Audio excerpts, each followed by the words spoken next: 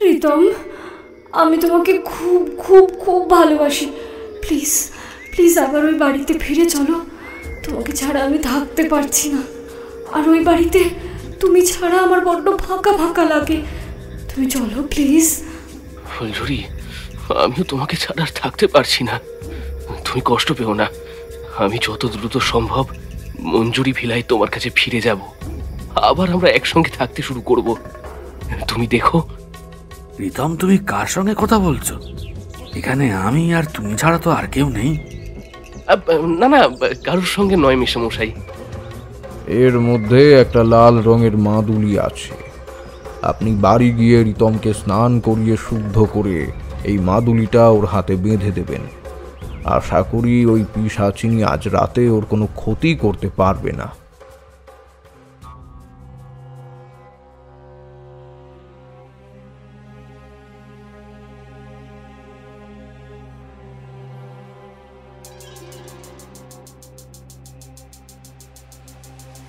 Hello everyone, আমি শ্রীরূপ রয়েছি তোমাদের সঙ্গে। And welcome to my channel scary tales. বিভিন্ন স্বাদের ভূতের গল্প শুনতে এখনই সাবস্ক্রাইব করুন আমার চ্যানেল স্কেরি টেলস। আমাদের স্কেরি টেলসের আজকের গল্পটি সকল বয়সের শ্রোতাদের জন্য নয়। গল্পটি কঠোরভাবে প্রাপ্তবয়স্কদের জন্য। স্কেরি টেলসে আজ তোমরা শুনবে শর্মিষ্ঠা চ্যাটার্জির লেখা সে ফিরে আসে গল্পের দ্বিতীয় পর্ব। সে আবার ফিরে আসে। আজকের গল্পটা কেমন লাগছে অবশ্যই কিন্তু সবাই কমেন্ট করে জানাবে, এবং গল্পের কোন জায়গাটা তোমাদের সবচেয়ে বেশি ভালো লাগলো সেটা কিন্তু অবশ্যই আমায় মেনশন করে কমেন্টে জানাবে। আমি কিন্তু তোমাদের প্রত্যেকের কমেন্ট পড়ি এবং সেই সঙ্গে কিন্তু রিপ্লাইও দিই। আজকের গল্প পাঠে রয়েছে শুভ, গল্পের সূত্রধার আমি শ্রীরূপ। শুরু হচ্ছে স্কেরি টেলসের আজকের গল্প সে আবার ফিরে আসে।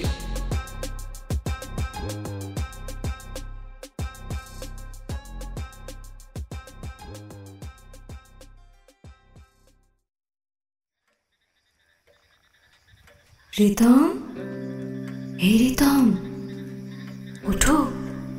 দেখো, তোমার ফুলঝুরি তোমার কাছে এসেছে।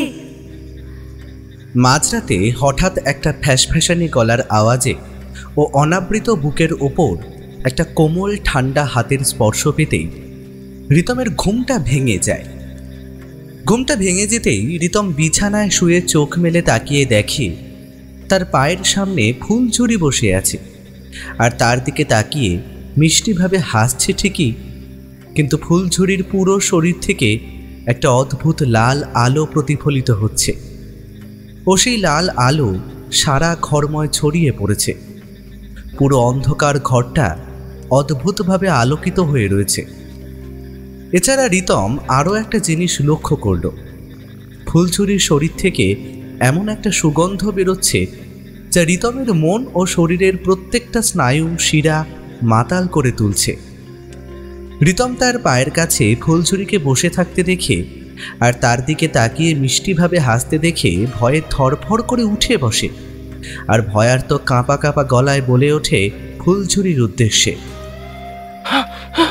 ফুলঝুরি, তুমি এই নতুন বাড়িতে এলে কি করে? রিতমের মুখে এই প্রশ্ন শুনে ফুলঝুরি একটা মিষ্টি হাসি হেসে রিতমের দিকে এগিয়ে এসে ওর রুক্ষ ঠোঁটে ফুলঝুরি তার নরম ঠান্ডা আঙুলগুলো বোলাতে বোলাতে হো হো করে হাসতে হাসতে ঋণে ঋণে কণ্ঠে বলে, জাদু জানি গো, জাদু জানি। আগেই তোমাকে বলেছিলাম না রিতম, আমি জাদু জানি, তাই তো তোমার কাছে আজ আসতে পেরেছি। ফুলঝুরির মুখে এই কথা শুনে রিতম আবার বলে ওঠে, তুমি আবার আমার কাছে কি জন্য এসেছো? মায়াঙ্গের মতো তো আমি তোমার কোনো ক্ষতি করিনি। রিতমের প্রশ্ন শুনে ফুলঝুরি খানিকক্ষণ মুখ নিচু করে থাকে, তারপর রিতমের হাতটা ধরে কাঁদতে কাঁদতে বলে, রিতম, আমি তোমাকে খুব খুব খুব ভালোবাসি। প্লিজ প্লিজ আবার ওই বাড়িতে ফিরে চলো। তোমাকে ছাড়া আমি থাকতে পারছি না। আর ওই বাড়িতে তুমি ছাড়া আমার বড্ড ফাঁকা ফাঁকা লাগে। তুমি চলো প্লিজ।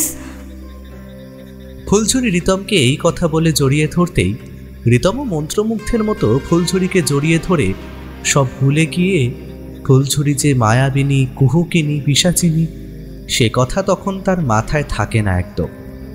রিতম ফুলঝুরিকে জড়িয়ে ধরে। ফুলঝুরি খোলা এলো চুলে বিলি কাটতে কাটতে কামাতুর কণ্ঠে বলে ওঠে, ফুলঝুরি, আমিও তোমাকে ছাড়া আর থাকতে পারছি না। তুমি কষ্ট পেও না, আমি যত দ্রুত সম্ভব মঞ্জুরি ভিলায় তোমার কাছে ফিরে যাব।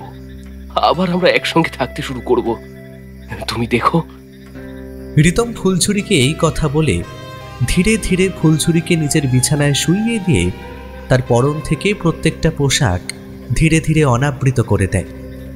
ফুলঝুরির পরন থেকে প্রত্যেকটা পোশাক খোলা হয়ে গেলে তারপর রিতম নিজের ক্লান্ত অনাবৃত ঘর্মাক্ত শরীরটা ফুলঝুরির অনাবৃত শরীরের উপর এলিয়ে দিতেই দুজনের মধ্যে আবার আগেকার মতো পুনরায় যৌনতার উত্তম খেলা শুরু হয় বিছানার উপর।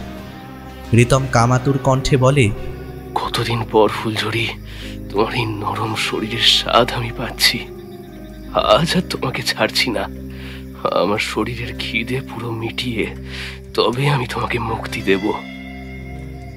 অন্যদিকে ফুলঝুরি তার অনাবৃত বুকের ওপর রিতমকে টেনে নিয়ে তার সারা মুখে নিজের কোমল নরম ঠোঁট দিয়ে চুম্বন করতে করতে কামাতুর কণ্ঠে বলে ওঠে ফুলঝুরি রিতমকে, রিতম, তুমি আজকে আমাকে পাগল করে দাও। আজ আমার শরীরের তৃষ্ণা মেটাতে তোমার কাছে কষ্ট করে ছুটে এসেছি অত দূর থেকে। দাও, আমায় পাগল করে দাও। ফুলঝুরির এই কথা শুনে রিতম বলে, তুমি কিছু চিন্তা করো না ফুলঝুরি। আজ আমার এই পুরুষালী দেহ দিয়ে তোমার শরীরের সমস্ত খিদে তৃষ্ণা আমি মেটাবো। ফুলঝুরি অতৃপ্ত প্রেতাত্মা রিতমের আদর ভালোবাসা সহ্য করতে না পেরে বিছানার ওপর কাটা ছাগলের মতো ছটফট করতে করতে এক চাপা সেৎকার দিয়ে ওঠে।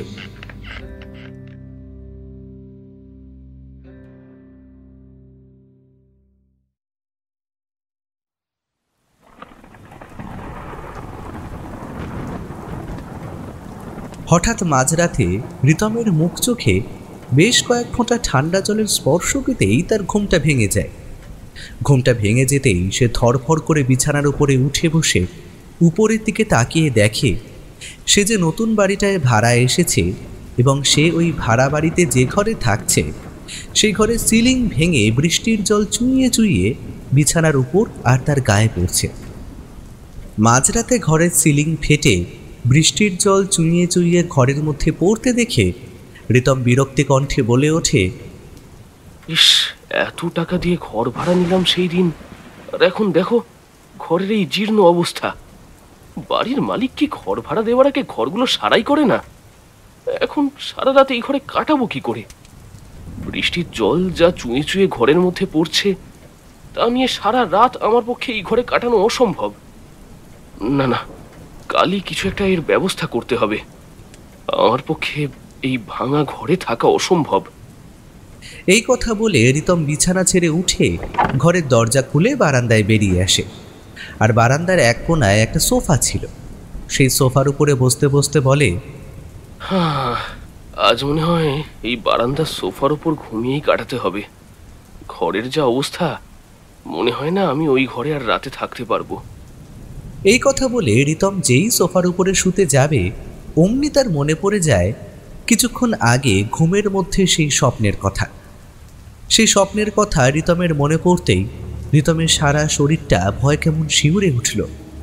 সে তখন কাঁপা কাঁপা গলায় বলে ওঠে ভয় ভয়,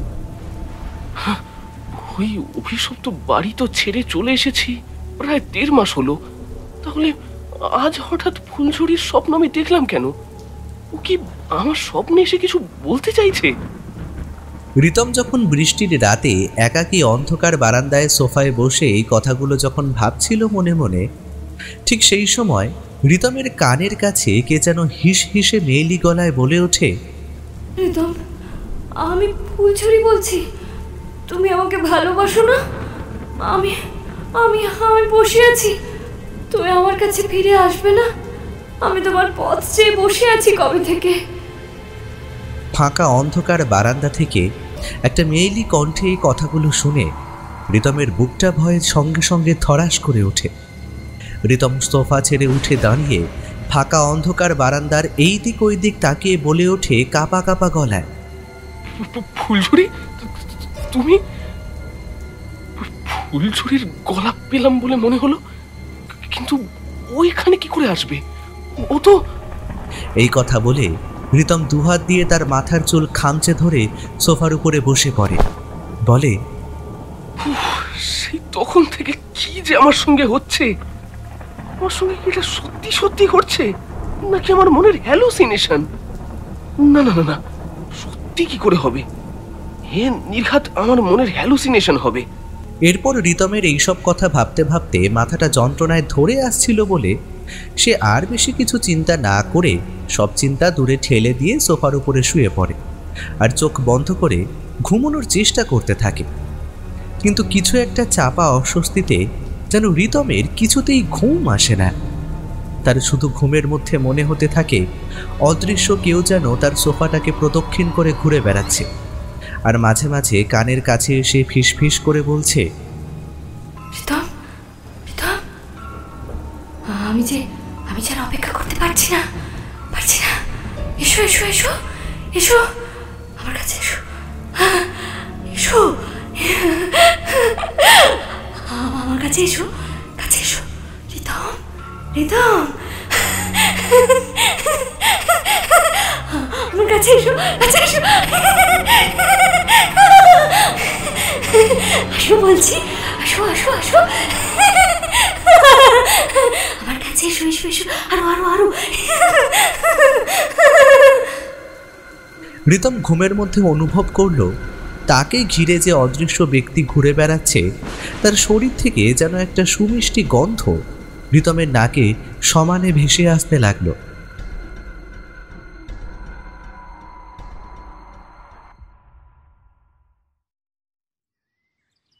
এই ছোড়া, এই ছোড়ার ঘর ছেড়ে এই বারান্দা সোফাটায় শুয়ে আছো কেন?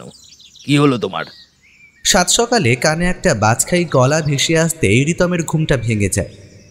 রিতমের ঘুমটা ভেঙে যেতেই সে ধরফর করে উঠে বসে দেখে বাড়ির মালিক প্রদীপবাবু কোমরে হাত দিয়ে তার সামনে দাঁড়িয়ে আছে আর তার দিকে তাকিয়ে মুখে পান চিবোচ্ছে।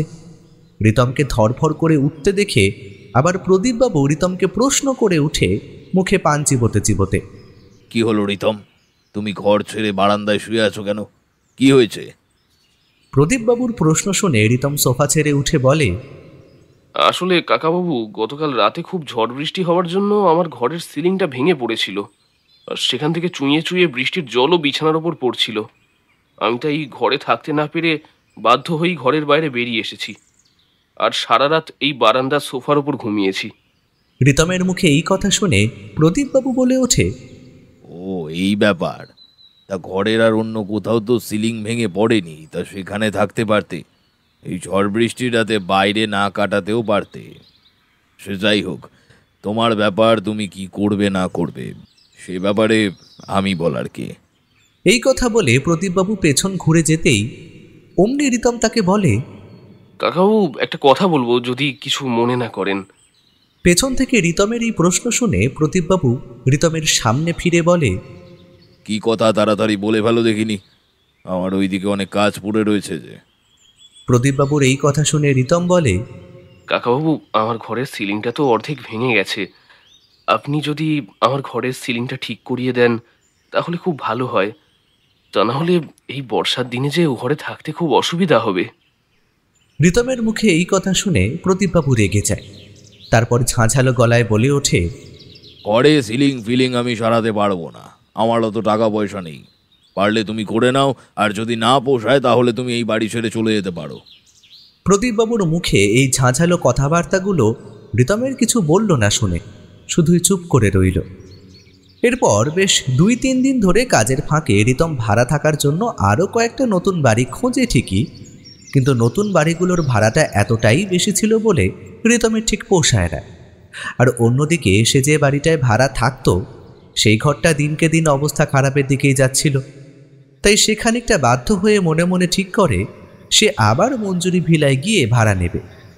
রিতম যেদিন মঞ্জুরি ভিলায় গিয়ে ভাড়া থাকবে বলে ঠিক করে, সেই দিন রাতে রিতমের সঙ্গে একটা অদ্ভুত ঘটনা ঘটে। রাত তখন কটা হবে, 2টো কি 2:30। হঠাৎ মাঝরাতে রিতমের কানের কাছে কে যেন মেয়েলি মিষ্টি কণ্ঠে বলে ওঠে, রিতম, তুমি বেশি দেরি করো না, তাড়াতাড়ি এসো। আমি যে তোমার পথ চেয়ে বসে আছি। এসো এসো, আমার কাছে এসো, ওই বাড়িতে এসো। আমি যে তোমার পথ চেয়ে বসে আছি রিতম।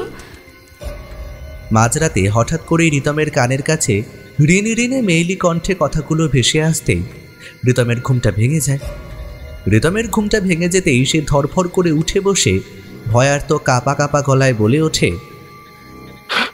ফুলঝুরির গলা শুনলাম বলে মনে হলো না?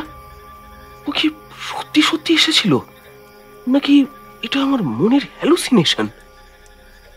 এই কথা বলতে বলতে রিতম ঘরের দরজার দিকে দৃষ্টি যেতেই তার মনে হলো যেন কোনো মহিলার সাদা অবয়ব বন্ধ দরজা ভেদ করে বাইরে চলে গেল।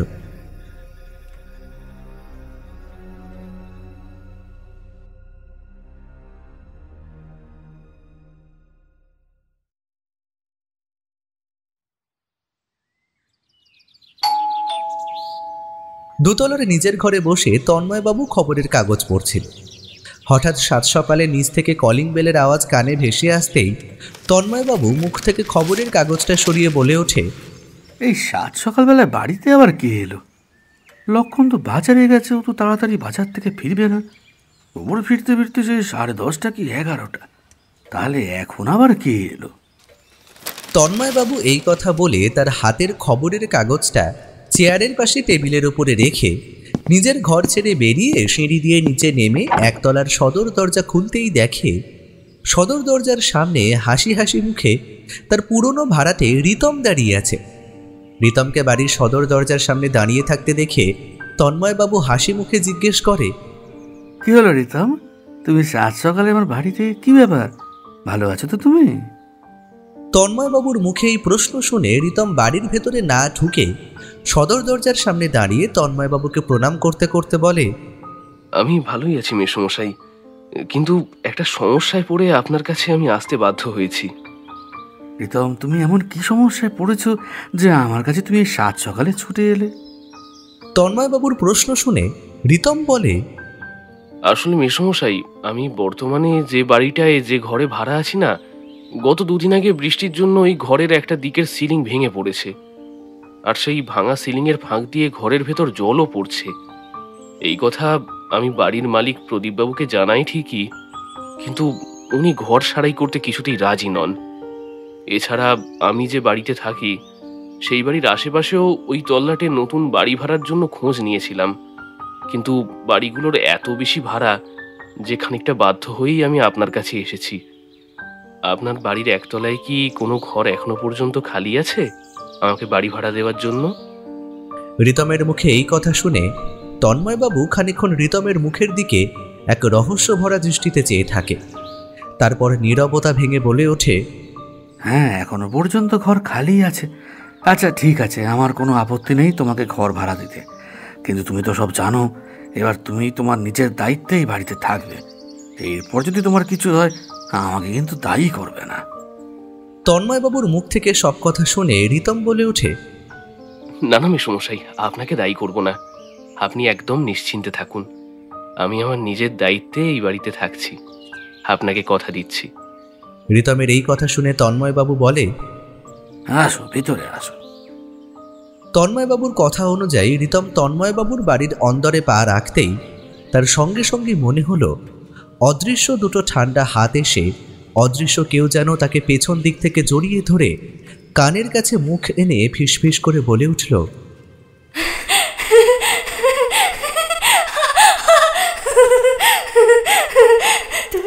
তুমি এসেছো রিতম, তুমি এসেছো আমার বাড়িতে। আমি যে কি খুশি হয়েছি তোমাকে কি বলবো। রিতম, কানের কাছে মেয়েলি ফ্যাসফ্যাসানি গলার আওয়াজটা ভেসে আসতেই রিতমের বুকটা ভয়ে ধরাস করে উঠল। তার বুঝতে অসুবিধে হলো না যে এই গলাটা ফুলঝুরির গলা ছাড়া আর কারো নয়। কারণ রিতম ভালো করেই জানে ফুলঝুরির প্রেতাত্মা আজও ওকে খুব ভালোবাসে। কানের কাছে ফুলঝুরির গলা পেতেই রিতমের মনটা কেমন যেন পাগলের মতন উদাস হয়ে যায়। সেও তখন পেছন ফিরে পাগলের মতো হেসে বলে ওঠে ফিসফিস করে অদৃশ্য ফুলঝুরির উদ্দেশ্যে, হ্যাঁ ফুলঝুরি, আমি আবার তোমার কাছে ফিরে এসেছি, আর আমি তোমাকে ছেড়ে কোথাও যাচ্ছি না। তুমি নিশ্চিন্তে থাকো, এবার থেকে তুমি আর আমি একসঙ্গে থাকবো, তুমি কোনো চিন্তা করো না। রিতমকে পেছন ফিরে অদৃশ্য কার সঙ্গে কথা বলতে দেখে তন্ময়বাবুর ভুরু দুটো মুচকে যায়। উনি জিজ্ঞেস করেন, রিতম, তুমি কার সঙ্গে কথা বলছো? এখানে আমি আর তুমি ছাড়া তো আর কেউ নেই। তন্ময়বাবুর মুখে এই প্রশ্ন শুনে রিতম খানিকটা থতমতো খেয়ে যায়। পকেট থেকে রুমাল বের করে কপাল ও গলার জমে থাকা ঘামগুলো মুছতে মুছতে বলে, না না, কারোর সঙ্গে নয় মেশামশাই। এরপর তন্ময়বাবু রিতম আগে যে ঘরটাতে ভাড়া ছিল সেই ঘরটা রিতমকে পুনরায় ভাড়া দিল। রিতম তন্ময়বাবুর বাড়িতে পুনরায় ভাড়া আসার পর বেশ দুদিন রিতমের সঙ্গে আর কোনো অদ্ভুত ঘটনা ঘটে। দুদিন বেশ অফিস ও ঘর করে রিতমের ভালোই দিন কেটে যায়। আর তন্ময়বাবুর বাড়িতে পূর্বে কি কি ঘটনা ঘটেছে সেই সব বাজে স্মৃতি রিতমের মন ও মাথা থেকে ধীরে ধীরে মুছে যাচ্ছিল। কিন্তু তৃতীয় দিনের মাথায় রাতে রিতমের সঙ্গে একটা অদ্ভুত ঘটনা ঘটে। সেদিন সারাদিনের অফিসের প্রচুর কাজের চাপ থাকার জন্য রিতমের অফিস থেকে মঞ্জুরি ভিলায় ফিরতে ফিরতে রাত 10:30-11টা বেজে যায়। সারাদিনের অফিসের কাজের চাপে শরীর ক্লান্ত বিধ্বস্ত থাকার জন্য রিতম তার ক্লান্ত শরীরটা বিছানায় এলিয়ে দিতেই তার দুই চোখ জুড়ে ঘুম নেমে আসে। সে সঙ্গে সঙ্গে ঘুমিয়ে পড়ে ঠিকই, কিন্তু রিতম কতক্ষণ ঘুমিয়েছিল সে নিজেও জানে না। হঠাৎ মাঝরাতে তার সারা শরীরে শীতল একটা স্পর্শ পেতেই রিতমের ঘুমটা ভেঙে যায়। ঘুমটা ভেঙে যেতেই সে শুয়ে শুয়ে ঘুম জড়ানো আধো আধো দৃষ্টিতে তাকিয়ে দেখে সাদা ধপধপে শাড়ি পরা এক অপূর্ব সুন্দরী দেখতে একটা যুবতী তার পায়ের কাছে বসে আছে। আর যুবতী তার নরম কোমল হাত দুটো রিতমের সারা শরীরে খেলে বেড়াচ্ছে খুব অদ্ভুতভাবে, একবার ওপর থেকে নিচে আর একবার নিচ থেকে ওপরে। অন্ধকার ঘরের মধ্যে রিতমের বুঝতে অসুবিধে হলো না যে যুবতীটি তার পায়ের কাছে বসে আছে সে ফুলঝুরি ছাড়া আর কেউ নয়। ফুলঝুরিকে তার পায়ের কাছে বসে থাকতে দেখে রিতম একটা অদ্ভুত ঘোর লাগা কণ্ঠে ফুলঝুরির উদ্দেশ্যে বলে ওঠে, ফুলঝুরি, তুমি এসেছো? আমি তোমাকে কতদিন দেখিনি, একবার আমার কাছে প্লিজ এসো না, আমি তোমাকে একটু আদর করি। এই কথা বলে রিতম ফুলঝুরির দিকে হাত বাড়াতেই ফুলঝুরি রিতমের দিকে এগিয়ে এসে ধীরে ধীরে রিতমের অনাবৃত বুকের উপরে ঢলে পড়ে। ফুলঝুরি রিতমের অনাবৃত বুকের উপর ঢলে পড়তেই রিতম ও অশরীরী ফুলঝুরির সঙ্গে পুনরায় শারীরিক ও যৌনতার উদ্দাম খেলা শুরু হয় ধীরে ধীরে। রিতম ফুলঝুরির অনাবৃত বুকের মাঝে নিজের মুখ ঘষতে ঘষতে কামাতুর কণ্ঠে বলে, কতদিন পর ফুলঝুরি, তোমার এই নরম মাখনের মতো শরীরের স্বাদ পাচ্ছি। আজ আমি শান্ত, আজ আমি পরিতৃপ্ত তোমাকে পেয়ে। রিতমের কথা শুনে ফুলঝুরি কিছু বলে না। রিতমকে তার অনাবৃত বুকের কাছে আরো টেনে নিয়ে তার আদর ও ভালোবাসা উপভোগ করতে থাকে মহা আনন্দে। ওরা পরস্পর দুজন যখন যৌন খেলায় লিপ্ত, অশরীরী ফুলঝুরির এলো খোলা চুলগুলো রীতিমতো রিতমের সারা ক্লান্ত শরীরের উপরে পড়ত। রিতমের তখন মনে হতো সারাদিনের অফিসের ক্লান্তি যেন ফুলঝুরি তার সারা অনাবৃত শরীরে টেনে নিচ্ছে তার মলিন ভালোবাসা দিয়ে। রিতমের সঙ্গে অশরীরী ফুলঝুরির বেশ কয়েকটা রাত ভালোভাবেই কাটে। রিতম বুঝতে পারে না যে তার সঙ্গে প্রতিদিন রাতে যে যে ঘটনাগুলো ঘটছে সেগুলো কোনোটাই বাস্তব নয়, সবই স্বপ্ন।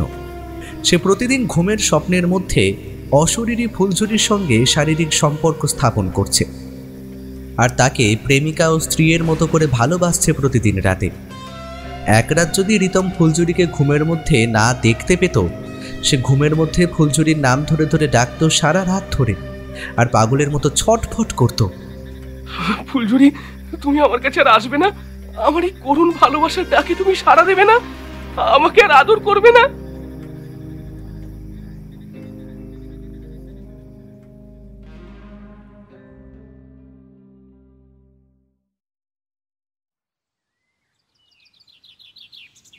কর্তাবাবু আর একটা মাছ দেবো? লক্ষণের প্রশ্ন শুনে তন্ময়বাবু মাছের কাঁটা বাছতে বাছতে বলে, না বাবা, আর মাছ দিস না লক্ষণ। দুটো তো মাছ এমনিতেই দিয়েছিস, আর লাগবে না।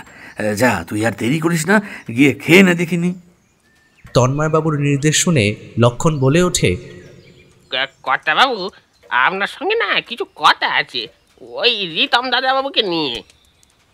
লক্ষণের মুখে রীতমের নাম শুনে তন্ময়বাবু খাওয়া থামিয়ে লক্ষণের দিকে তাকায় আর অবাক গলায় বলে ওঠে, ঋতমের সম্পর্কে কথা? কি কথা বলো দেখি। তন্ময়বাবুর মুখে প্রশ্ন শুনে লক্ষণ ঘরের বাইরে যায়। তারপর এই দিক ওই দিক তাকিয়ে নিয়ে আবার তন্ময়বাবুর সামনে এসে দাঁড়ায়। তারপর গলাটা নিচে নামিয়ে ভয়ার্ত গলায় বলতে শুরু করে, জানেন কর্তাবাবু, 2 দিন আগে, মানে আজ তো শুক্রবার, বুধবার দিন রাত 11টা নাগাদ হঠাৎ করে খুব ঝড় বৃষ্টি শুরু হলো না। বাইরে ঝড় বৃষ্টি হচ্ছে দেখে আমি ঠিক সেই সময় আপনার যে জামা কাপড়গুলো বাড়ির পিছনের বাগানে মেলা ছিল, আমি সেগুলো তুলতে বাগানে যাই। আপনার জামা কাপড়গুলো তুলে বাগান থেকে যেই বাড়ির দিকে আসতে যাব, হঠাৎ করেই রীতম দাদাবাবুর ঘরের দিকে আমার দৃষ্টি আটকে যায়। আমি ওইখানে দাঁড়িয়ে যা দেখি তা হলো রীতম দাদাবাবু পুরো অনাবৃত অবস্থায় ঘরের একটা দেয়ালের সামনে দাঁড়িয়ে আছে, আর সেই দেয়ালে কালো চক দিয়ে দিয়ে আপনার মেয়ে ফুলঝুরি দিদি ভাইয়ের মতো দেখতে একটা ছবি এঁকেছে। আর ফুলঝুরি দিদি ভাইয়ের পুরো ছবিটাতে না ঠোঁট দিয়ে চুমু খাচ্ছে, আর কেমন যেন পাগলের মতো হাত পা নেড়ে নেড়ে হাসতে হাসতে ওই ফুলঝুরি দিদি ভাইয়ের ছবিটার দিকে তাকিয়ে বলছে নিজের মনে মনে, ফুলঝুরি, তুমি শুধু আমার, আর কারুর নয়। আমি তোমাকে কারুর হতেই দেব না। আমি অনিন্দ থেকেও তোমাকে আরো বেশি বেশি করে ভালোবাসবো, তুমি দেখো। এই কথা বলে পাগলের মতো দেয়ালে চক দিয়ে আঁকা ফুলঝুরি দিদি ভাইয়ের সারা ছবিটায় আদর করছে, আর নিজের হাতের বড় বড় লম্বা লম্বা নখ দিয়ে সমানে পাগলের মতো নিজের শরীরে খামচাচ্ছে, আঁচড়াচ্ছে। জানেন কর্তাবাবু, আমার মনে হয় কর্তাবাবু রীতম দাদাবাবুকে কোনো ভূতে বা পেতনিতে ধরেছে, তাই সে মন ধারা পাগলের মতো আচার আচরণগুলো করছে। এই কথা ভয়ে ভয়ে বলে লক্ষণ থেমে যায়। লক্ষণকে থেমে যেতে দেখে তন্ময়বাবু খাওয়া থামিয়ে লক্ষণের দিকে তাকিয়ে বলে, কি বলছিস কি লক্ষণ? তুই ঠিক দেখেছিস তো? রীতম সত্যি সত্যি ওর ঘরের দেওয়ালে চক দিয়ে আমার মেয়ের ফুলঝুরির ছবি এঁকেছে। হ্যাঁ কর্তাবাবু, আমি ঠিক দেখেছি বুধবার দিন রাতে। আপনাকে আমি মিথ্যে কথা বলতে যাব কেন?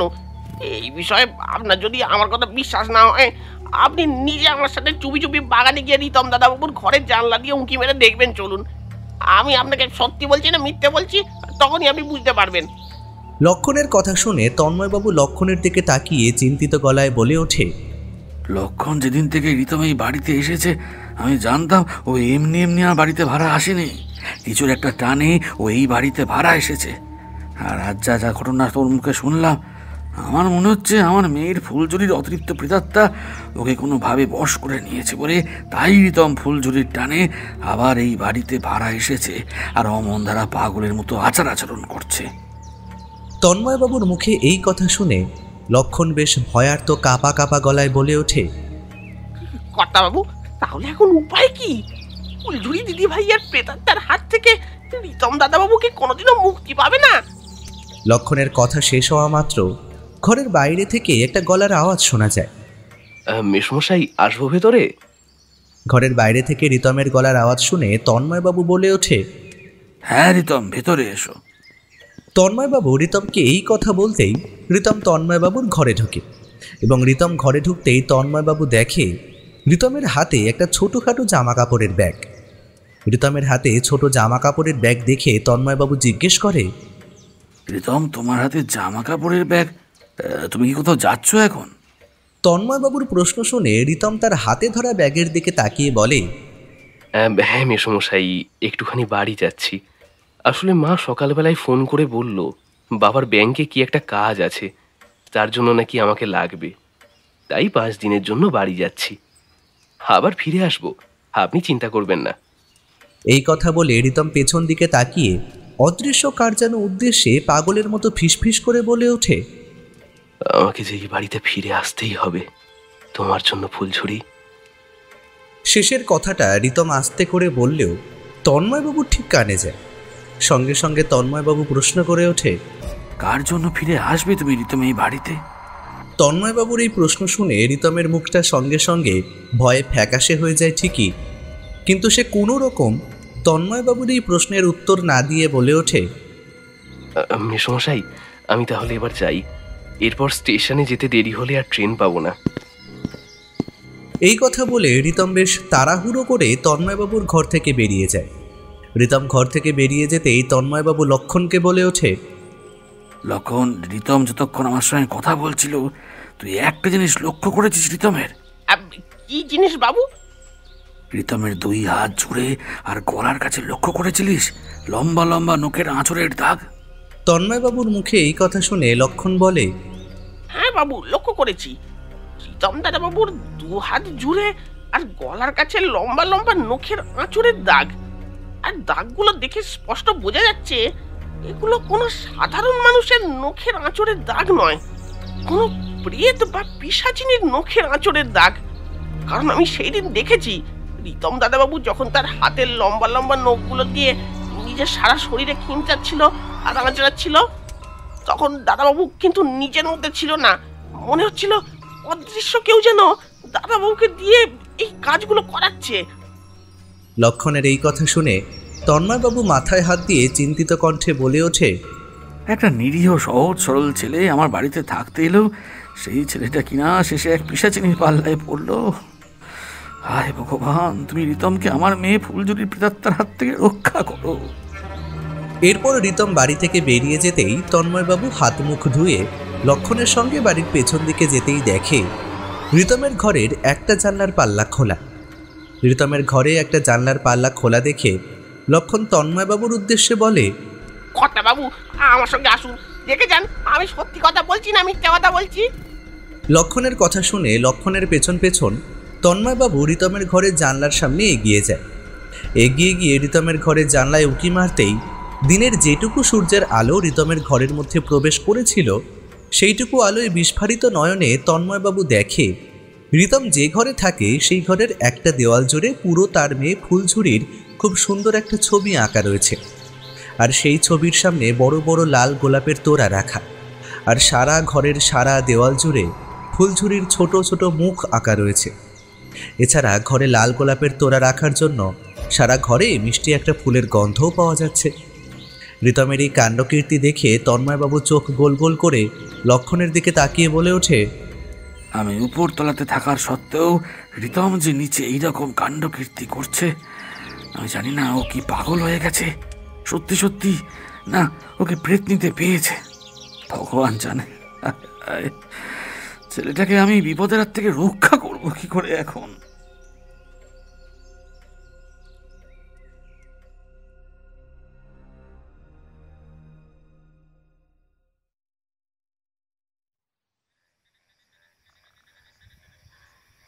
অলোকা, এই অলোকা, আরে আমার ব্যাংকের কাগজপত্রগুলো তুমি কোথায় রেখেছো? আলমারির মধ্যে খুঁজে পাচ্ছি না যে। এই কথা বলতে বলতে কল্যাণবাবু ঘরে ঢুকতেই দেখে অলোকা জানলার কাছে দাঁড়িয়ে বাইরের দিকে তাকিয়ে কি যেন একটা একমনে ভাবছে। অলোকাকে জানলার বাইরে একমনে তাকিয়ে থাকতে দেখে কল্যাণবাবু অলোকার দিকে এগিয়ে যায়। তারপর অলোকার কাঁধে হাত রেখে জিজ্ঞেস করে, এই অলোকা, তুমি কি ভাবছো বলো তো? তোমাকে ডেকে চলেছি, তুমি শুনতেই পাচ্ছ না দেখছি। কল্যাণবাবুকে কাঁধে হাত রেখে কথা বলতে দেখে অলোকার সম্বিত ফেরে। সম্বিত ফিরতেই অলোকা বলে ওঠে, হ্যাঁ, ডাকছিলে? বলো, কি বলছিলে? অলোকার কথা শুনে কল্যাণবাবু বলে ওঠে, সে আমার কথা আমি পরে বলবো, তার আগে তুমি বলো, তুমি জানলার বাইরে তাকিয়ে কি এমন ভাবছিলে যে তুমি আমার ডাক শুনতেই পাওনি? কল্যাণবাবুর প্রশ্ন শুনে অলোকা বলে, আমি না রিতমকে নিয়ে ভাবছিলাম জানো। অলোকার এই কথা শুনে কল্যাণবাবু বলে, তুমি রিতমকে নিয়ে কি কথা এত ভাবছিলে বলো তো? কল্যাণবাবুর প্রশ্ন শুনে অলোকা বলে ওঠে, তুমি একটা জিনিস খেয়াল করেছো? সেই যে জলপাইগুড়ি থেকে রিতম বাড়ি ফিরেছে তারপর থেকে কেমন যেন সবসময় আনমনা হয়ে রয়েছে। সব সময় যেন আকাশ কুসুম কি একটা ভাবতে থাকে উদাস মনে।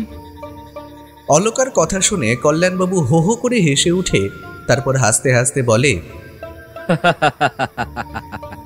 অলকা, তুমি না সত্যি, ছেলে এখন বড় হয়েছে, বাইরে গিয়ে চাকরি করছে, ওর অফিসের কত কাজের চাপ বলতো, তাইও সবসময় আনমনা হয়ে থাকে। এই নিয়ে তুমি চিন্তা করো না, দেখো কদিন বাদে ওর অফিসের কাজের চাপ কমলে ও এমনি আনমনা ভাবটা কেটে যাবে, অত ভেবো না তুমি। কল্যাণবাবুর এই কথা শুনে অলকা দেবী আর কিছু বলল না।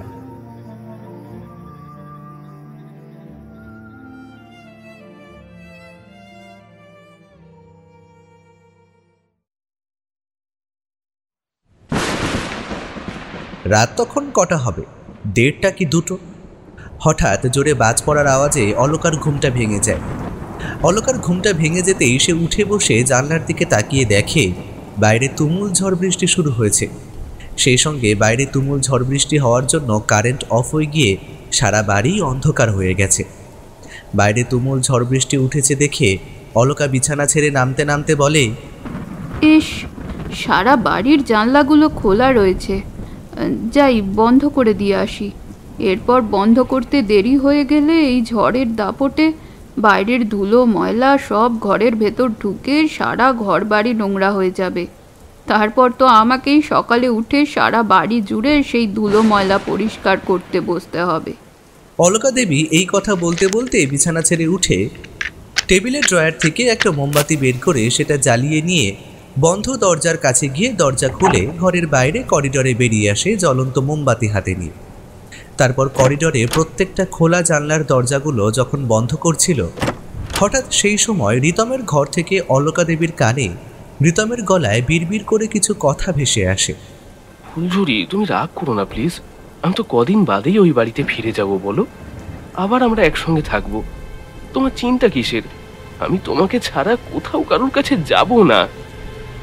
রিতমের ঘর থেকে রিতমের গলায় এই কথাগুলো অলকা দেবীর কানে ভেসে আসতেই অলকা দেবী বেশ অবাক ও বিস্ময়সূচক কণ্ঠে বলে ওঠে, এই মাঝরাতে রিতম কার সঙ্গে কথা বলছে বলো তো?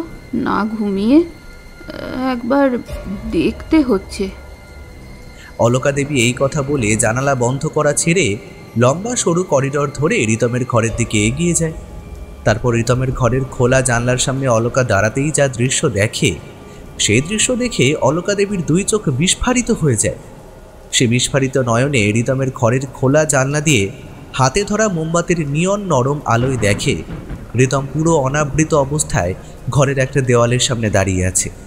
আর সেই ঘরের সারা দেওয়াল জুড়ে কালো চক দিয়ে একটা কম বয়সী যুবতীর ছবি আঁকছে। আর সেই যুবতীটির আঁকা ছবিটার গায়ে সমানে রিতম তার রুক্ষ ঠোঁট দিয়ে আদর করছে। আর বিড়বিড় করে যুবতীর আঁকা ছবিটার দিকে তাকিয়ে বলছে, ফুলঝুরি, তুমি দেখো, আমি অনিন্দ থেকেও তোমাকে অনেক বেশি বেশি করে ভালোবাসবো। তোমাকে কোনোদিনও আমি কোনো কষ্ট পেতে দেব না। আমি জলপাইগুড়ি ফিরে গিয়েই মেসমশাইকে আমাদের বিয়ের কথাটা বলবো। আমি তোমাকে খুব তাড়াতাড়ি বিয়ে করে ঘরের বউ করে নিয়ে আসবো। এই কথা পাগলের মতো বলতে বলতে রিতম মাঝে মাঝে পাগলের মতো হাততালি দিয়ে ওঠে আর হি হি করে হাসতে থাকে। মাঝরাতে রিতমকে এই অবস্থায় ঘরের মধ্যে পাগলামি করতে দেখে অলকা দেবী ভীষণ ভয় পেয়ে যায়। আর রিতমের এই অস্বাভাবিক আচার আচরণগুলো দেখে গালে হাত দিয়ে বলে, হায় ভগবান, আমার ছেলেটার কি হলো বলো তো?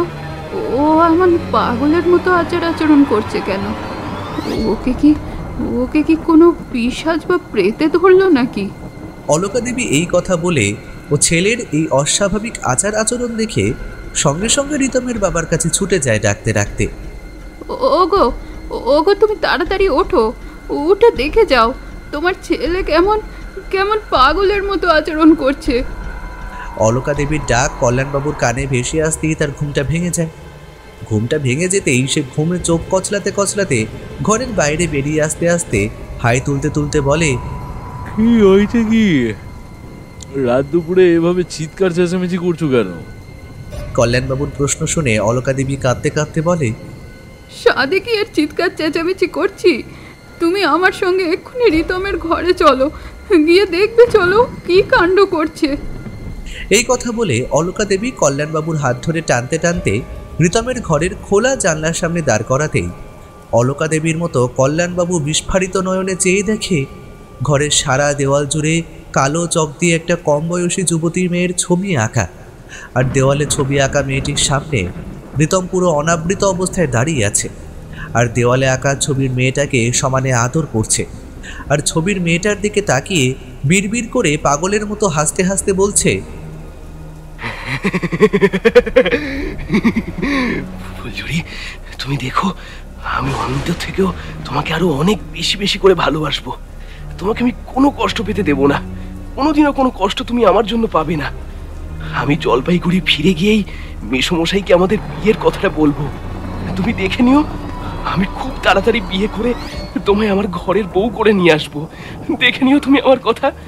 রিতমের এই অদ্ভুত দ্বারা পাগলের মতো আচার আচরণ দেখে কল্যাণবাবু অলকার হাতটা খামচে ধরে কাপা কাপা গলায় বলে ওঠে, ওগো ওগো, আমাদের ছেলেটার কি হলো গো?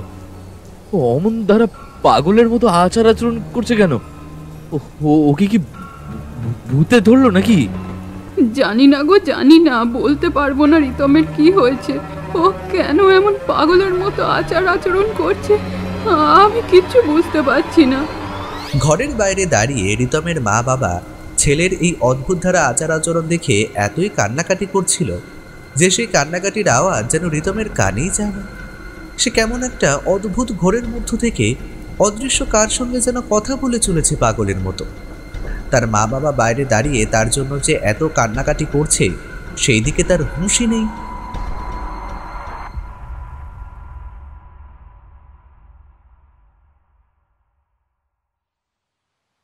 এরপর যত দিন যেতে থাকে রিতম কেমন একটা যেন হয়ে যায়। সে আর আগের মতো বাইরে বেরিয়ে বন্ধুদের সঙ্গে গল্প করতো না, অফিসে যেত না, সারাদিন ঘরে বসে বসে অদৃশ্য কারোর সঙ্গে একটা বিড়বিড় করে গল্প করত, আর নিজের মনে ঘরের দেওয়ালে সেই যুবকটির ছবি আঁকত। সেই ছবির সামনে বসে সমানে কথা বলতো পাগলের মতো। রিতমের এই পাগলামি আরও দিনকে দিন এইভাবে বাড়তে থাকে। এই দেখে রিতমের মা ও বাবা রিতমকে নিয়ে খুব চিন্তায় পড়ে যায় যে তারা রিতমকে কিভাবে সুস্থ করে তুলবে আগের মতো। এইভাবে বেশ 2 সপ্তাহ কাটার পর একদিন সকালে অলকা দেবী ঠাকুর ঘরে পুজো করছিল, আর কল্যাণবাবু ডাইনিং রুমে বসে খবরের কাগজ পড়ছিলেন। হঠাৎ সেই সময় বাড়ির সদর দরজায় কলিং বেলের আওয়াজটা শোনা যায়। কলিং বেলের আওয়াজটা অলকার কানে ভেসে আসতেই সে ঠাকুর ঘরে বসে কল্যাণবাবুর উদ্দেশ্যে বলে ওঠে, শুনছো, দেখো তো এত সকালে কে এলো। মুখ থেকে খবরের কাগজটা সরিয়ে নিয়ে কল্যাণবাবু বলে ওঠে, দাঁড়াও দেখছি। এই কথা বলে কল্যাণবাবু সদর দরজার কাছে পৌঁছে দরজা খুলেই দেখে বাড়ির সদর দরজার সামনে বছর 55-56 বছরের এক মধ্যবয়স্ক লম্বা ফর্সা মতো ভদ্রলোক দাঁড়িয়ে আছে। পরনে তার নীল চেক শার্ট আর কালো প্যান্ট, চোখে মোটা ফ্রেমের চশমা, হাতে ছোট কালো একটা ব্যাগ। অচেনা ভদ্রলোকটিকে বাড়ির সদর দরজার সামনে সাত সকালে দাঁড়িয়ে থাকতে দেখে কল্যাণবাবু সন্দেহ ভরা দৃষ্টি নিয়ে ভদ্রলোকটিকে ভুনুকুচকে জিজ্ঞেস করে, আপনি কে? আপনাকে তো ঠিক চিনলাম না। কল্যাণবাবুর এই প্রশ্ন শুনে মধ্যবয়স্ক ভদ্রলোকটা কাপা কাপা হাত দুটো নমস্কারের ভঙ্গিতে জড়ো করে বলে, আমার নাম তন্ময় রায়চৌধুরী। রিতম জলপাইগুড়িতে যে বাড়িতে ভাড়া থাকে সেই বাড়ির বাড়িওয়ালা আমি। মধ্যবয়স্ক ভদ্রলোকটার পরিচয় পেয়ে কল্যাণবাবু বলে ওঠে, ও আপনি? এত সকালে আপনি এত দূর থেকে আমার বাড়ি মানে রিতমের বাড়িতে ছুটে এসছেন কেন? কিছু কি দরকার? ইতিমধ্যেই বাড়ির বাইরে থেকে অচেনা লোকের কণ্ঠস্বর শুনে অলকা দেবী ঠাকুর ঘর ছেড়ে সদর দরজায় এসে দাঁড়ায়। তারপর কল্যাণবাবুর দিকে তাকিয়ে প্রশ্ন করে, আচ্ছা, উনি কে? ওনাকে তো ঠিক চিনলাম না। অলকার মুখে এই প্রশ্ন শুনে কল্যাণবাবু তন্ময়বাবুর দিকে তাকিয়ে বলে ওঠে, ওনার নাম তন্ময় রায়চৌধুরী। জলপাইগুড়িতে রিতম যে বাড়িতে ভাড়া থাকে সেই বাড়িতে বাড়িওয়ালা। অলকা দেবী তন্ময়বাবুর পরিচয় পেয়ে প্রশ্ন করে ওঠে, তা আপনি কি দরকারে রিতমের মানে আমাদের বাড়িতে এসেছেন একটু বলবেন? অলকা দেবীর মুখে এই প্রশ্ন শুনে তন্ময়বাবু বলে, দরকার নেই বলেই তো আপনার বাড়িতে ছুটে এসেছি এত দূর থেকে এই সাত সকালবেলায়। রিতমের যে সামনে খুব বিপদ, ওকে যে বাঁচাতে হবে ওই পিশাচিনীর হাত থেকে। তন্ময়বাবুর মুখ থেকে এই কথা শুনে অলকা দেবী ভয়ে চমকে উঠে আমতা আমতা করে বলে, এ আপনি কি বলছেন তন্ময়বাবু?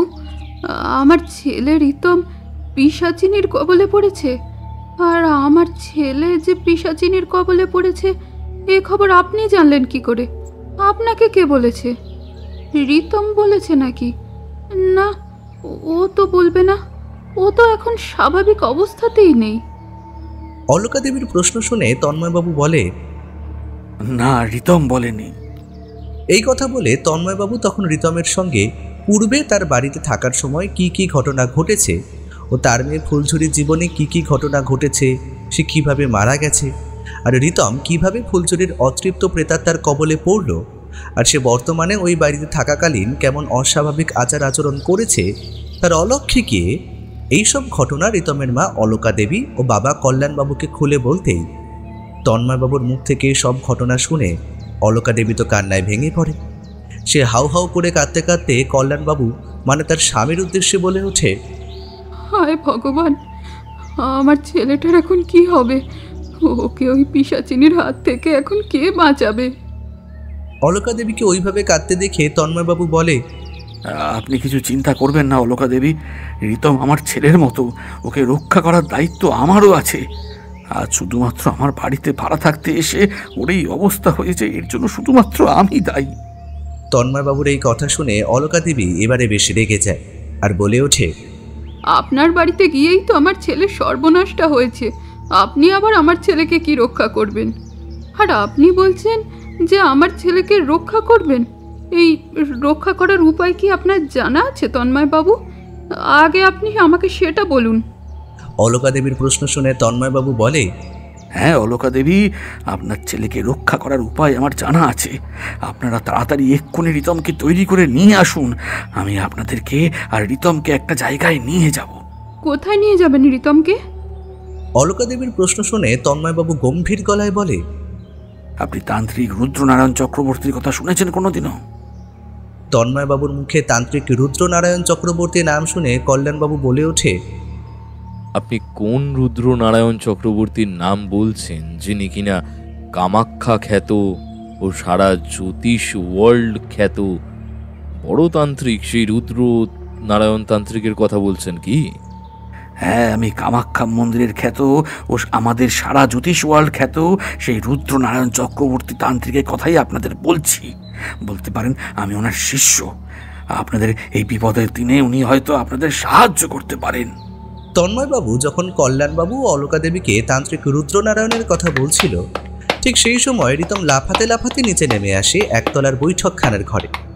তারপর তন্ময়বাবুকে বৈঠকখানার ঘরে বসে থাকতে দেখে রিতম হাততালি দিতে দিতে আর লাফাতে লাফাতে তন্ময়বাবুর পাশে গিয়ে বসে। তারপর তন্ময়বাবুর হাতটা চেপে ধরে পাগলের মতো বলতে শুরু করে,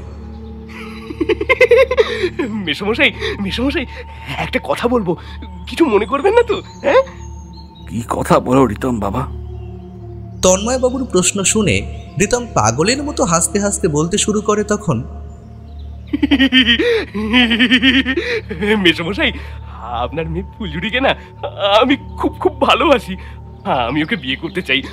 আমার সঙ্গে ওর বিয়ে দেবেন? হ্যাঁ, বিয়ে দেবেন ওর সাথে আমার? হ্যাঁ, বিয়ে দেবেন?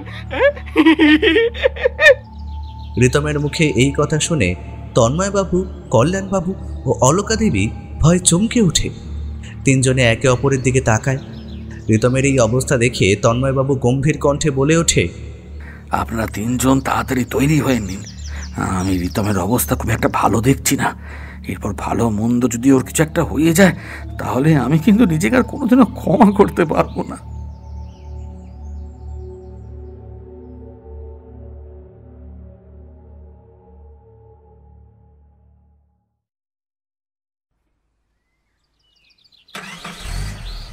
এরপর তন্ময়বাবুর কথা অনুযায়ী রিতমকে তৈরি করিয়ে নিয়ে বাড়ি থেকে বেরিয়ে একটা গাড়ি ভাড়া করে তারপর সেই গাড়িতে রিতমকে নিয়ে ওরা তিনজন তান্ত্রিক রুদ্রনারায়ণ চক্রবর্তীর আশ্রমে রওনা দেয়। রিতম গাড়িতে সমানে যেতে যেতে হাততালি দিতে দিতে বলছিল, বাবা, মা, মেসমশাই, আমাকে তোমরা কোথায় নিয়ে যাচ্ছ? হ্যাঁ, ফুলঝুরির কাছে কি আজ আমাদের বিয়ে হবে? কি মজা, কি মজা! আমরা দুজনে এবার থেকে একসঙ্গে থাকতে পারবো। রিতমের মুখে এই কথা শুনে তন্ময়বাবু মাথায় হাত দিয়ে চিন্তিত গলায় বলে ওঠে, হায় কপাল, আমার মেয়েটা দেখছি রিতমকে পুরো বশ করে নিয়েছে। রিতম যে আর নিজের মধ্যে নেই, ওর কাছ থেকে রিতমকে যে কিভাবে রক্ষা করবো কে জানে। ভগবান, তুমি এই ছেলেটাকে রক্ষা করো। আজ শুধু আমার জন্য এই নিরীহ ছেলেটার এই অবস্থা।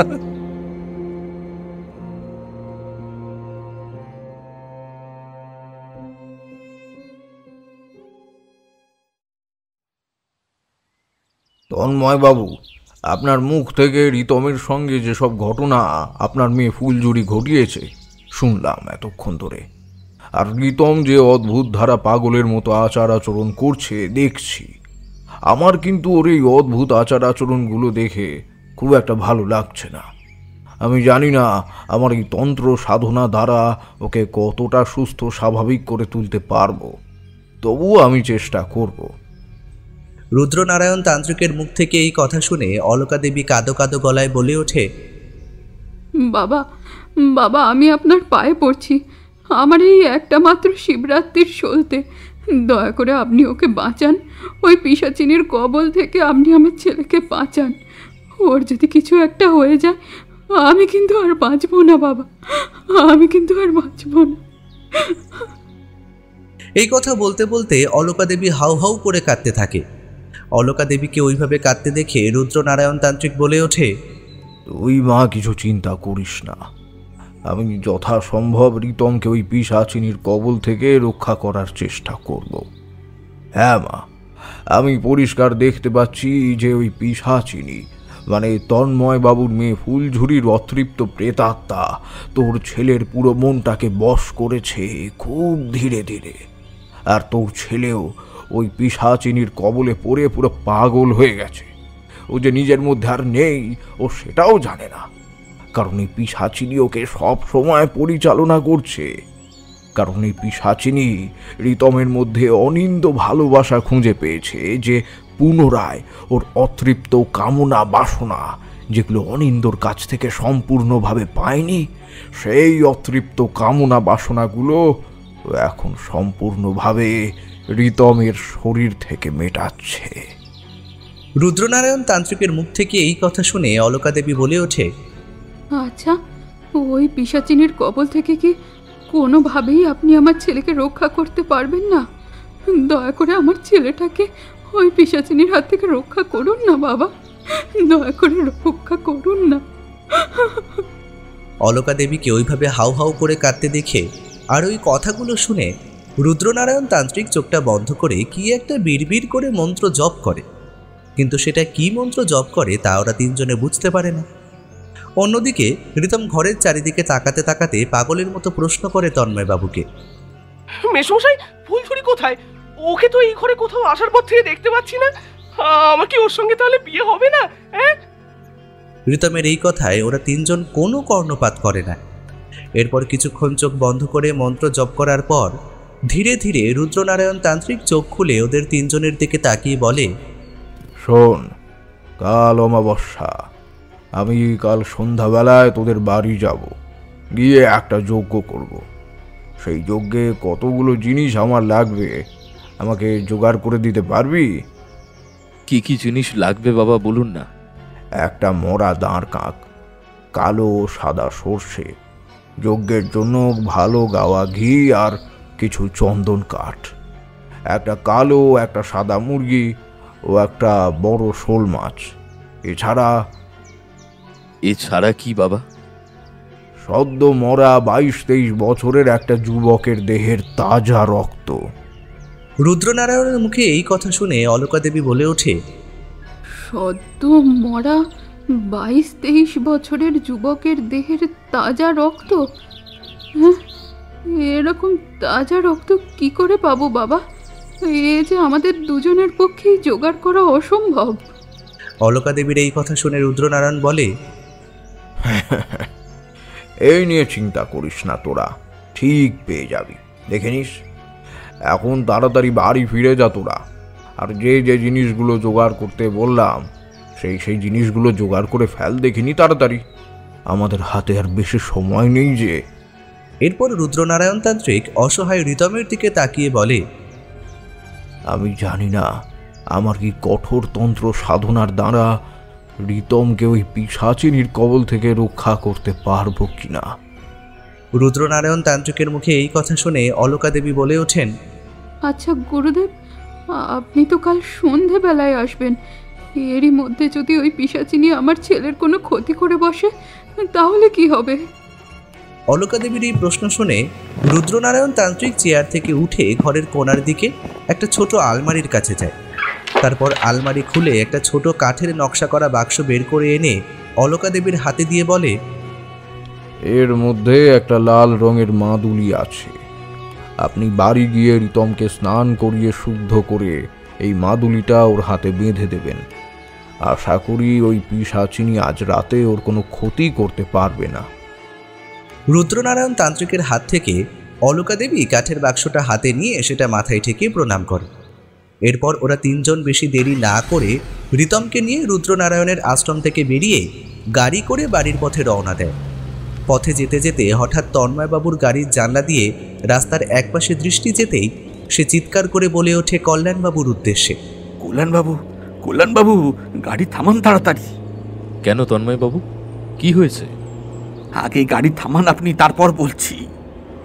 তন্ময়বাবুর কথা অনুযায়ী কল্যাণবাবু তার গাড়িটা রাস্তার একপাশে দাঁড় করিয়ে বলে, গাড়িটা দাঁড় করিয়েছি, এবার বলুন কি হয়েছে। কল্যাণবাবুর প্রশ্ন শুনে তন্ময়বাবু গাড়ির জানলার বাইরে হাত বাড়িয়ে বলে ওঠে, কল্যাণবাবু, আমাদের গাড়ি থেকে একটা দূরে পুকুর দেখতে পাচ্ছেন? হ্যাঁ, কিন্তু পুকুর দিয়ে কি হবে আমাদের? পুকুর দিয়ে আমাদের কিছু হবে না, কিন্তু আপনি পুকুরের ধারে তাকিয়ে দেখুন ভালো করে, ওইখানে কিছু একটা জিনিস পড়ে থাকতে দেখতে পাচ্ছেন? তন্ময়বাবুর মুখে এই কথা শুনে কল্যাণবাবু গাড়ির জানলা দিয়ে ভালো করে উকি ঝুঁকি মারতেই দেখে পুকুরের ধারে একটা ঝোপ রয়েছে। সেই ঝোপের কাছে রিতমের বয়সী একটা 22-23 বছরের একটা যুবক রক্তাক্ত অবস্থায় পড়ে রয়েছে। কে বা কারা যুবকটিকে খুন করে পুকুরের ঝোপের কাছে ফেলে রেখে দিয়ে গেছে। পুকুরের ধারে ঝোপের কাছে রক্তাক্ত যুবকটিকে পড়ে থাকতে দেখে ওরা তিনজন গাড়ি থেকে নেমে যুবকটির দিকে দৌড়ে যায়। তারপর বেশি সময় নষ্ট না করে সেই রক্তাক্ত যুবকটির দেহ থেকে কিছুটা তাজা রক্ত ওরা একটা প্লাস্টিকের ছোট বোতলে সংরক্ষণ করে আবার গাড়ি করে বাড়ির দিকে রওনা দেয়।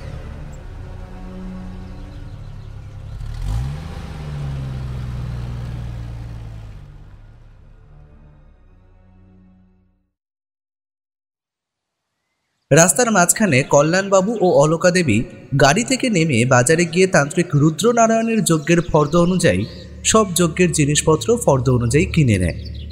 এরপর ওরা চারজন বাড়ি ফিরে অলকা দেবী রিতমকে স্নান করিয়ে রুদ্রনারায়ণ তান্ত্রিকের দেওয়া মন্ত্রপুত মাদুলিটা কাঠের বাক্স থেকে বের করে রিতমের হাতে বেঁধে দিতে দিতে কাঁদতে কাঁদতে বলে, ভগবান, তুমি আজ রাতটা ওকে রক্ষা করো ওই দুষ্ট প্রেতাত্মার হাত থেকে।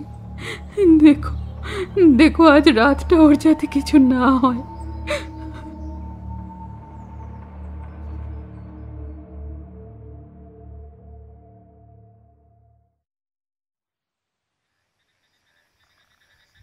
এরপর সেই দিন রাতে অলকা দেবী কল্যাণবাবুর পাশে না ঘুমিয়ে রিতমের পাশে ঘুমায়। কিন্তু হঠাৎ মাঝরাতের দিকে ফুপিয়ে ফুপিয়ে কান্নার আওয়াজে অলকা দেবীর ঘুমটা ভেঙে যায়। অলকা দেবীর ঘুমটা ভেঙে যেতেই সে উঠে দেখে রিতম অনাবৃত অবস্থায় খাটের নিচে বসে আছে আর মুখ নিচু করে খুব ফুপিয়ে ফুপিয়ে কাঁদছে। রিতমকে ওইভাবে বসে কাঁদতে দেখে অলকা দেবী সঙ্গে সঙ্গে বিছানার একটা চাদর নিয়ে রিতমের পুরো শরীরে জড়িয়ে দেয়। রিতমের গায়ে মাথায় হাত বুলিয়ে অলকা দেবী জিজ্ঞেস করে, কি রে খোকা, মাঝরাতে উঠে কাঁদছিস কেন? কি হয়েছে? অলকা দেবীর প্রশ্ন শুনে রিতম মুখ তুলে মায়ের দিকে কাঁদতে কাঁদতে বলে, মা, জানো তো ফুলঝুরি একটু আগে আমার কাছে এসেছিল। ও বলছিল ও নাকি কালকের পর থেকে আমার কাছে আর আসবে না। যারা ও আমাকে আরো বলছিল যে তোমরা নাকি আমার কাছ থেকে ওকে আলাদা করে দিচ্ছ চিরদিনের মতো, তাই নাকি ও আর আমার কাছে আসতে পারবে না।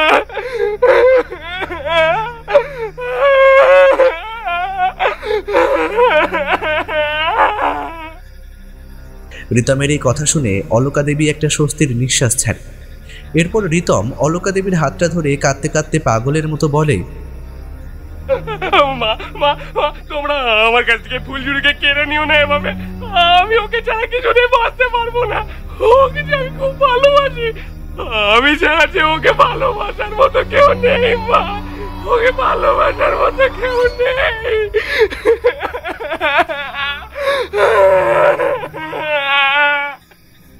রিতমের এই কথা শুনে অলকা দেবী রিতমকে বুকের কাছে টেনে নিয়ে মাথায় হাত বোলাতে বোলাতে বলে, তোর কিচ্ছু হবে না রিতম, কালকের পর দেখবি তুই পুরোপুরি সুস্থ হয়ে গেছিস। কোনো পিশাচিনি তোর কোনো ক্ষতি করতে পারবে না, দেখিস।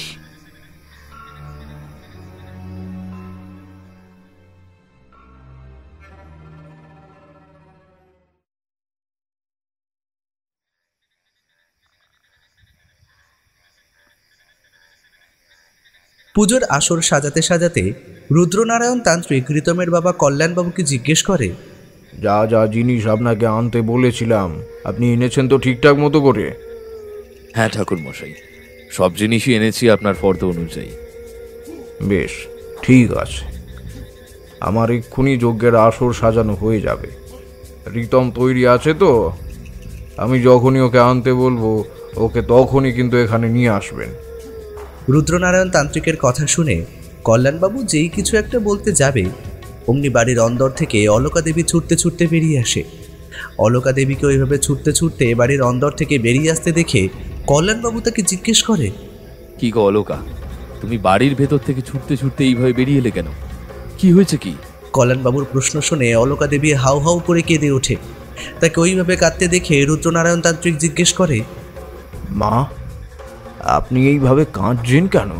কি হয়েছে? রুদ্রনারায়ণ তান্ত্রিকের প্রশ্ন শুনে অলকা দেবী তখন সব নীরবতা ভেঙে হাউ হাউ করে কেঁদে বলে ওঠে, রিতমকে বাড়ির কোথাও খুঁজে পাওয়া যাচ্ছে না। অলকা দেবীর মুখে এই কথা শুনে পুজোর আসরে উপস্থিত থাকা তন্ময়বাবু বলেন, আপনি কি বলছেন কি অলকা দেবী? রিতমকে খুঁজে পাওয়া যাচ্ছে না? দেখুন কি বাড়ির অন্য কোথাও হয়তো ও রয়েছে। তন্ময়বাবুর মুখে এই কথা শুনে অলকা দেবী বলে ওঠে, না না তন্ময় বাবু, ও বাড়ির অন্য কোথাও নেই। আমি খুঁজে দেখেছি, তন্ন তন্ন করে আমি সারা বাড়ি খুঁজে দেখেছি। ও যদি বাড়ির অন্য কোথাও না থাকে তাহলে গেল কোথায়? আর আপনি শেষ ওকে বাড়ির কোথায় দেখেছিলেন? রুদ্রনারায়ণ তান্ত্রিকের প্রশ্ন শুনে অলকা দেবী বলে, ঠাকুরমশাই, আপনি বাড়িতে ঢোকার পরেই আমাকে বললেন না একটু পরেই আমি যজ্ঞ শুরু করব, ওকে যাতে স্নান করিয়ে শুদ্ধ করে রাখি। আমি আপনার কথা অনুযায়ী রিতমকে স্নান করিয়ে ওকে পরিষ্কার জামা কাপড় পরিয়ে ওর পাশে পাশে ওর সঙ্গেই ছিলাম। কিন্তু কিন্তু হঠাৎ করেই পাশের ঘরে আমার ফোনটা বেজে উঠতেই আমি সঙ্গে সঙ্গে পাশের ঘরে গিয়ে ফোনটা নিয়ে তারপর বেরিয়ে রিতমের ঘরে ঢুকতেই দেখি রিতম নেই। তারপর রিতমকে ঘরে দেখতে না পেয়ে আমার বুকটা ধড়াস করে উঠল। আমি সারা বাড়ি জুড়ে ওকে তন্ন তন্ন করে খুঁজি, কিন্তু কিন্তু কিছুতেই ওকে পাই না। অলকা দেবীর এই কথা শুনে রুদ্রনারায়ণ তান্ত্রিক রেগে গিয়ে বলে ওঠে, আপনাদের বারবার আমি আগে থেকে সাবধান করে দিয়েছিলাম যে আজকের দিনটা ওকে চোখে চোখে রাখতে। আপনারা ওকে চোখে চোখে রাখতে পারলেন না, তাই তো? এবার যদি ওই পিশাচিনি ওর কিছু একটা ক্ষতি করে দেয় আপনারা তখন কি করবেন? রুদ্রনারায়ণ তান্ত্রিকের এই কথা শেষ হতেই রিতমদের বাড়িতে যেসব মহিলা সবসময় কাজ করে সেই মহিলার গলা শোনা যায় দোতলা থেকে। কর্তাবাবু, গিন্নিমা তাড়াতাড়ি ওপরে আসুন, দেখে জানে রিতম দাদাবাবু কি সর্বনাশ ঘটিয়েছে। দোতলা থেকে শিখার চিৎকার শুনে সবাই পড়ি কি মরি করে উপরে ছুটে যায়। আর রিতমের ঘরে ঢুকে দেখে ঘরের মাঝে রিতমের নিথর প্রাণহীন দেহটা পড়ে আছে। ওর সারা ডান জুড়ে রক্ত দিয়ে কাটা কাটা অক্ষরে লেখা আছে, মা, বাবা, আমি ফুলঝুরির কাছে চললাম, ও আমাকে ডাকছে। তোমরা দুজন ভালো থেকো।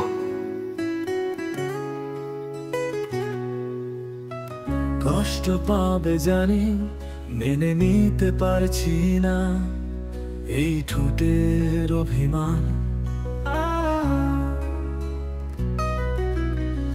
কান্না পাবে জানি, চলে যাওয়ার ফলক বলবে দূরত্বের বয়ান। কষ্ট পাবে জানি, মেনে নিতে পারছি না এই ঠোঁটের অভিমান। ডান হাতের লেখাটা দেখি বোঝা যাচ্ছে ঋতম কোনো ধারালো ছুরি দিয়ে নিজের হাতটা কেটে রক্ত দিয়ে এই কথাগুলো লিখে আত্মহত্যা করেছে। শোনো আমি আমার জন্ম নেব, হব সবার শেষে বাড়ি ফেরা তোমার জাতিস্বর। শোনো আমি আমার জন্ম নেব, এই মুখের আদর বদলে গেলেও চিনবে গলার স্বর। তুমি আমায় তখন দুঃখ বলে দেখো, তুমি আমার তখন দুঃখ বলে দাও। তুমি আমার তখন দুঃখ বলে দেখো, তুমি আমার কেন দুঃখ হতে চাও।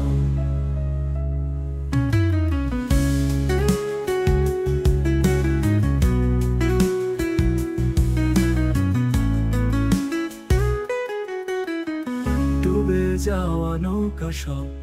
ঘরের মাঝে ঋতমের প্রাণহীন নিথর মৃতদেহটা ওইভাবে রক্তাক্ত অবস্থায় পড়ে থাকতে দেখে অলকা দেবী সহ্য করতে না পেরেই ওখানেই জ্ঞান হারিয়ে পড়ে যায়। অন্যদিকে ঋতমের নিথর মৃতদেহটা দেখে তন্ময়বাবু কাঁদতে কাঁদতে ঋতমের মৃতদেহটার দিকে তাকিয়ে বলে ওঠে, হায় ভগবান, আমার মেয়েটা ঠিক ওকে ওর সঙ্গে নিয়ে গেল, আমি কিছুই করতে পারলাম না।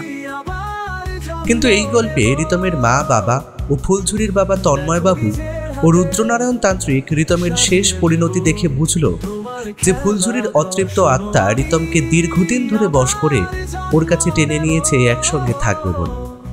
কিন্তু ওনারা আধুনিক প্রযুক্তির যুগে দাঁড়িয়ে একবারও এটা ভেবে দেখলেন না যে এটা কোনো ভৌতিক অলৌকিক ঘটনা নাও হতে পারে ঋতমের সঙ্গে। ঋতমের হয়তো কোনো সাইকোলজিক্যাল মেন্টাল ডিসঅর্ডার হয়েছিল, তাই সে মানসিক চাপ দিনের পর দিন সহ্য করতে না পেরে শেষ পর্যন্ত আত্মহত্যার পথ বেছে নিল। দেখো তুমি আমার কেন দুঃখ হতে চাও। শোনো আমি আবার জন্ম নেব, শোনো আমি আবার জন্ম নেব, শোনো আমি আবার জন্ম নেব।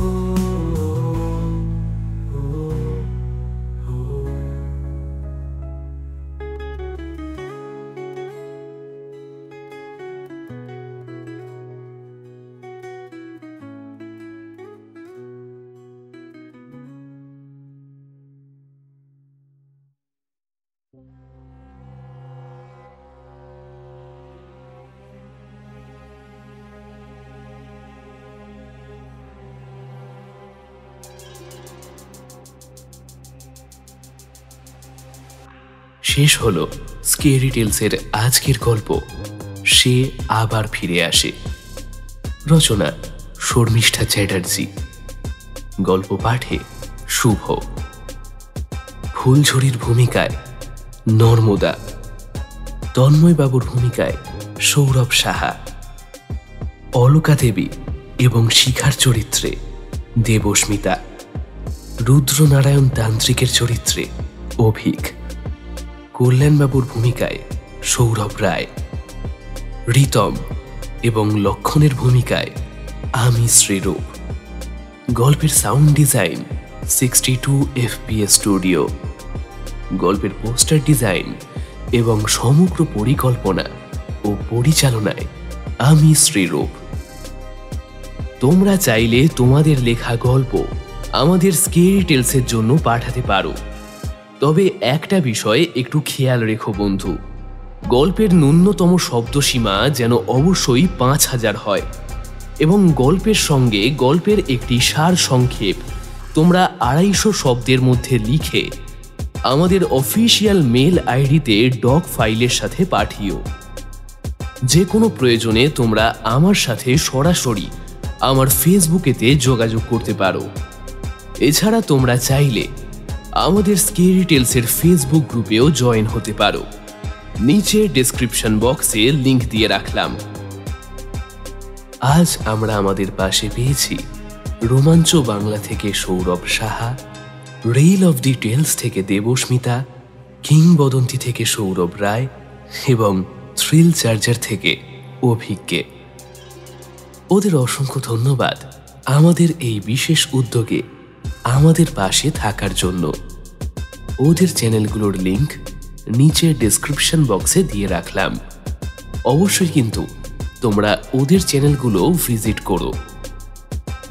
তাহলে কেমন লাগলো আমাদের আজকের গল্প? অবশ্যই কিন্তু সবাই কমেন্ট করে জানাও। আমি কিন্তু তোমাদের প্রত্যেকের কমেন্ট পড়ি এবং তার সাথে রিপ্লাইও দিই।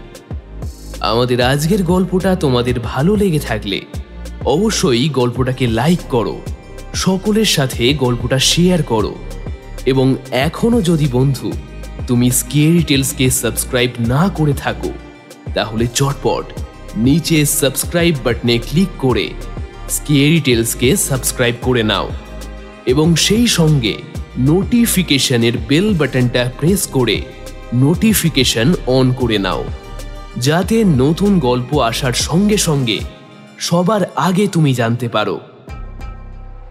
তাহলে আজকের মতো এইটুকুই। খুব তাড়াতাড়ি আবারও তোমাদের জন্য নতুন গল্প নিয়ে ফিরছি।